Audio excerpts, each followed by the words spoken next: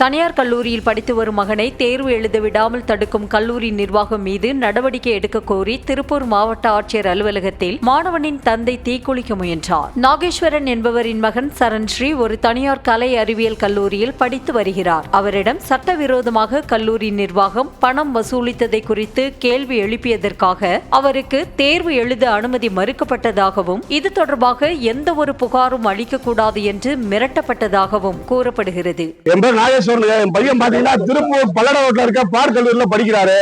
Park கல்லூரியில பாத்தீங்கன்னா மாணவர்கள் வந்து பீஸ் கட்டினா முறையான ரசீது தர மாட்டாங்க. இதை போய் நான் காலேஜ்ல தட்டி கேட்ட வாசி என் பையன் பரிச்சை பணம் கட்டியும் அவரை பரிச்சை விட மாட்டாங்க.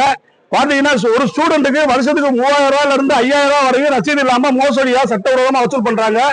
பார்க் கல்லூரி நிர்வாகம் சட்டவிரோதமா வசூல் பண்றாங்க. இதை நான் தட்டி கேட்கும் போது என் பையன் படிப்பே எனக்கு கேள்வி ஆயிடுச்சு. கிட்டத்தட்ட பாத்தீங்கன்னா கோடிக்கணக்கான ரூபாய் வந்து வசூல் பண்ணிருக்காங்க.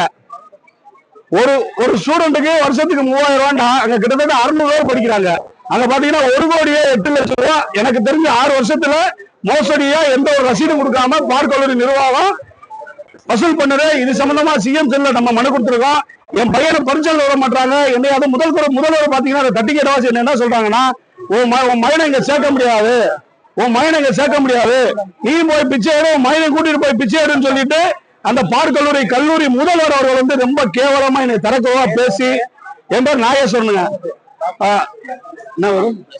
நசீமா, அந்த பார்க் கல்லூரி முதல்வர் பேரு நசீமா மேடம் அவர்கள் வந்து ரொம்ப தரக்குறவா அசிங்கமா பேசுறாங்க. எனக்கு அந்த மன உளைச்சல்ல வந்து கலெக்டர் போன வாரம் திங்கட்கிழமை மனு கொடுத்துருந்தேன். எந்த நடவடிக்கை எடுக்கல. இப்ப நான் புகார் கொடுத்த வாசி என் மகனையும் இன்னொரு சில மாணவர்களையும் அந்த கல்லூரி பரிச்சை இல்லாம முடக்கி வச்சிருக்காங்க. பரிசை விட மாட்டாங்க. இதனால வேற வழி தெரியாம தமிழக அரசு மனு கொடுத்து நடவடிக்கை எடுக்காத காரணத்தினால இன்னைக்கு நான் தற்கொலை செய்யக்கூடிய அளவுக்கு என் மனநிலை ரொம்ப பாதிக்கப்பட்டிருக்கு. தமிழக அரசாங்கம் உடனே நடவடிக்கை எடுத்து, ஏன்னா கல்லூரி பசங்க வாழ்க்கை பிரச்சனை, நடவடிக்கை எடுத்து தயவு செய்து நடவடிக்கை எடுக்க வேண்டும் என்று அரசாங்கத்தை கேட்டுக்கிறேன்.